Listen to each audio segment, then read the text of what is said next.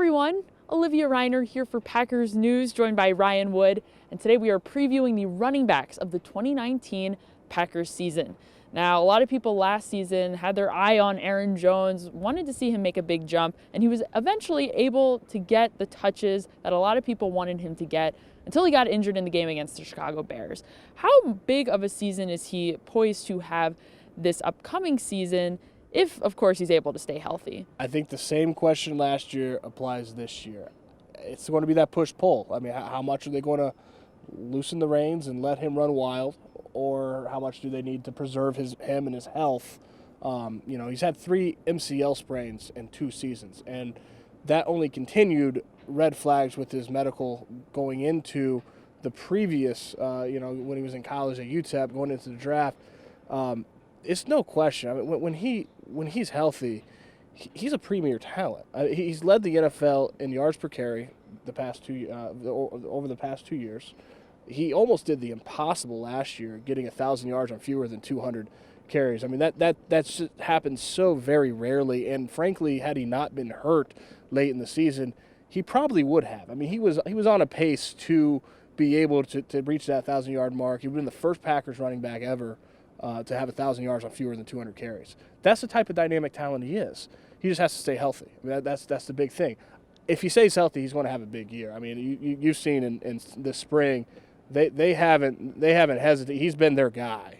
Aaron Jones is the #1 running back, and that's how it's been throughout the spring in terms of repping. It's how it's going to be this fall.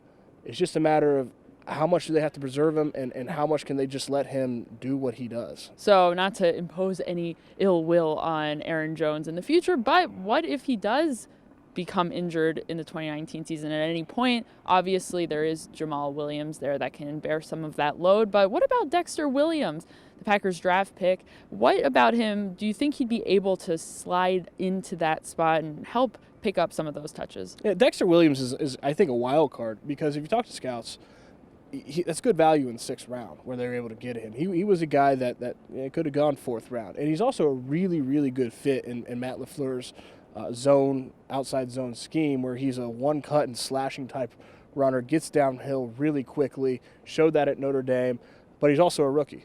So how, like any rookie, how slowly are they going to move him along?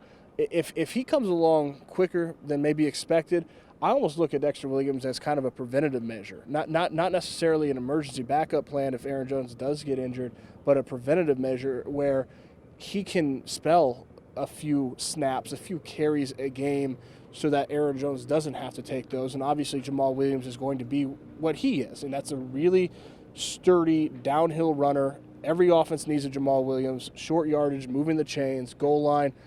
Those are the things that he does well. Oh, by the way, he's also a really good pass blocker, and he can catch out of the backfield. So if Dexter Williams is able to come along, give him 3, Aaron Jones is still going to be the guy.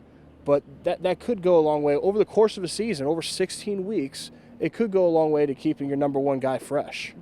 Going to be interesting to see how Matt LaFleur utilizes his running backs in his offense this season. Guys, make sure you're checking out all of our other previews and our roster analyses that we have over on PackersNews.com. Make sure you're following us on social media as well for more updates throughout the offseason. Thank you so much for joining us. We'll see you next time.